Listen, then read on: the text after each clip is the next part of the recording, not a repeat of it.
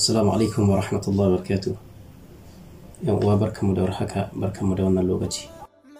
Fatan kowa na lafiya, muna muku fatan alkhairi. Insha Allah yau mun zo muku da wani sirri. Sirri ne wanda yake mujarrabi, sirri ne wanda yake sahihi dangane da abin da ya shafi ainihin daurin baki.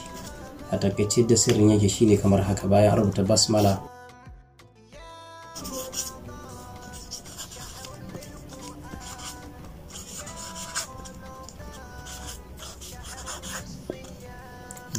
basmala, wannan gefe nan ma za a rubuta basmala.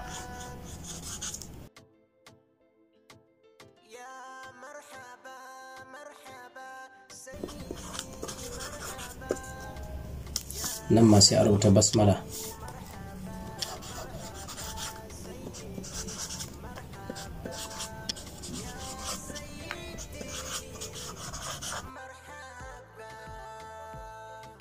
Nan ma sai a rubuta basmala.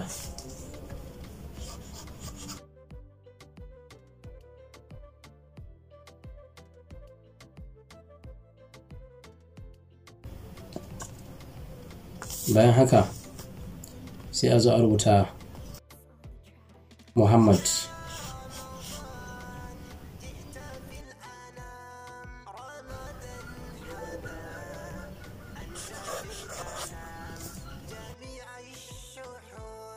Nan ma a rubuta Muhammad.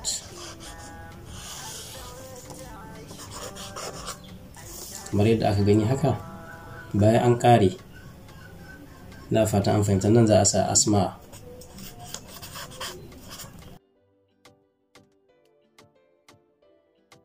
Idan aka sa sunayensu a nan, idan aka ƙare shi wannan rubutun, bayan an ƙare wannan rubutun aka sa sunayensu a wannan wurin, asma sunayensu wanga gefe za a sa shi.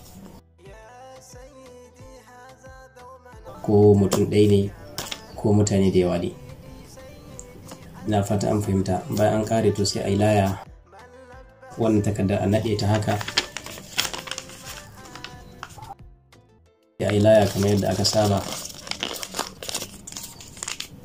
kamar haka.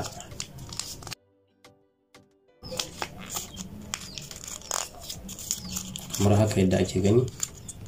Wannan laya sai a samu baƙin zare, sai a naɗe ta da shi.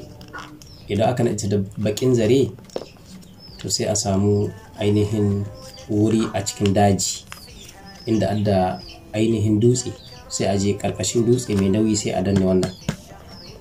Ko kuma ka yi gina mai zurfi gwargwadon zira'i ɗaya, sai ka ainihin saka layar a cikin ramin, ka sa dutse ƙarami ciki ka danne, sannan ka sa ƙasa ka rufe. To insha Allah ta'ala duk wanda aka yi ma wannan aikin, in Allah yadda an ƙare da magana shi, in dai maganar ɗaurin baki ne, wannan sirri mujarrabi ne.